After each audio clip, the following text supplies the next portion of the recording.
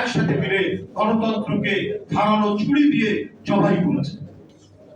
হোসেন মোহাম্মদ এরশাদের চরিত্র এবং শেখ হাসিনার চরিত্রের মধ্যে কোনো পার্থক্য নাই বলে তারা বারবার পরস্পরের বিরুদ্ধে নানা কথা বলার পরেও একটি চূড়ান্ত মুহূর্তে তারা একত্রিত হয়েছেন, হ্যান্ডশেক করেছেন এবং একসাথে মিলে গণতন্ত্রকে ধারালো ছুরি দিয়ে জবাই করেছেন এবং একইভাবে দুর্নীতির স্বর্গরাজ্যে পরিণত করেছিলেন সারা বাংলাদেশ।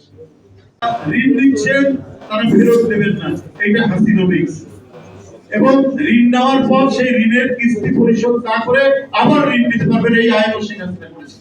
এখন 6.5 লক্ষ কোটি টাকা খেলাপি ঋণ হয়ে গেছে। এই হাসিনোমিক্স থেকে দেশকে উত্তরণের প্রচেষ্টা যারা নির্বাচিত হয়ে আসবেন তাদেরকে নিতে হবে। অন্তর্বর্তীকালীন সরকার কিছু কিছু পদক্ষেপ নিচ্ছে।